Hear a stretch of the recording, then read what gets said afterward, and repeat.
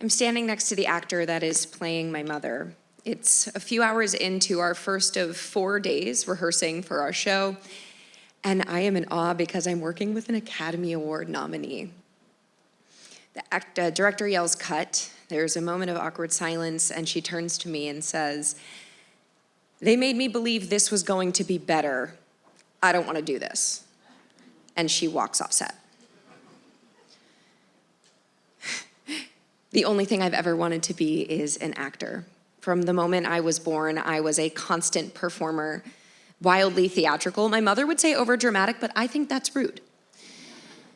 I had to spend the last 7 years in LA hustling to get to this exact moment.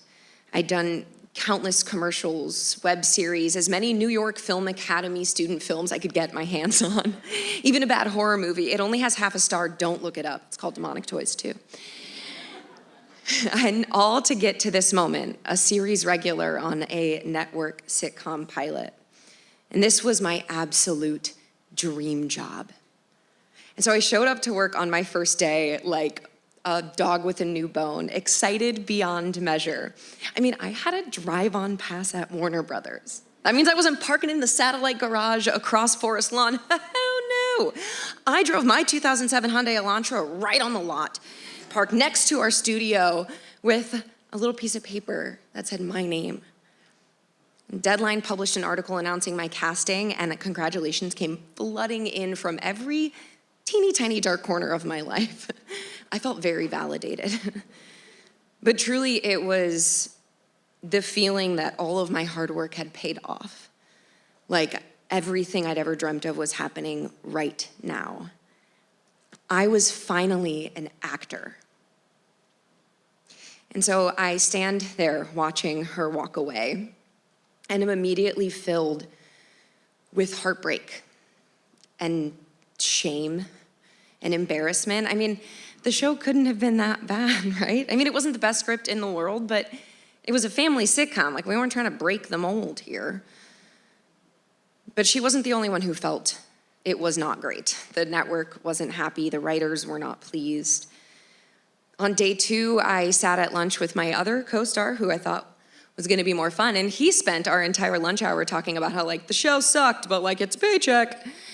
And on day 3, I showed up to a rehearsal that was just crickets. Not a single laugh. It felt like I had finally earned my seat at the table, but the table ended up being the one in the back by the bathroom that nobody wanted. On the 4th day, I developed stress-induced eczema all over my arms, and I had serious stomach pains. I couldn't eat. I lost my appetite. I was barely sleeping. It was really fun. So we finally finished filming, and we go into the waiting period. We have about 6 weeks between the filming of the pilot before we learn that whether it's going to be a series or not. 6 weeks is a really long time to wait for news. And every time my phone rings, I'm so jumpy and anxious because I know that every phone call, every email, every text message could change my life. Because even though that week was like crazy and weird, I still really wanted to be on TV. And so I still really thought this was my chance. Like, I'd finally made it, and I was gonna get that phone call, and they were gonna say, "We were wrong, the audience loved you, let's put you on TV." So I'm sitting at home one day, and the phone finally rings, and my manager's name pops up, and even though I talked to him every day, I knew today was the day. When his name popped up, I knew the news was coming. And before I even said hi, I was like, "Oh my God, do we have any news yet?" And he said, "Alli, I'm so sorry. We just found out it's not moving forward." I have not gotten a lot of jobs in my time as an actor, but this one was a gut punch. This was my dream job. Not only was I working with one Academy Award nominee, I was working with an EGOT winner and the director that brought us Cheers. I was in heaven. And all of it felt so close, like this TV show that I'd always wanted was right at my fingertips, and then in a 30-second phone call, it was gone. And because my mother is right and I am overdramatic, I laid on my bathroom floor in the dark and cried.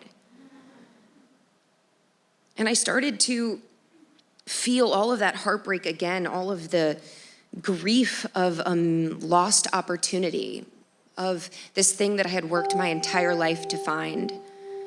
And as I laid in the dark crying, a little voice popped into the back of my head and said, "Hey, if your dream makes you this unhappy, why is it your dream?"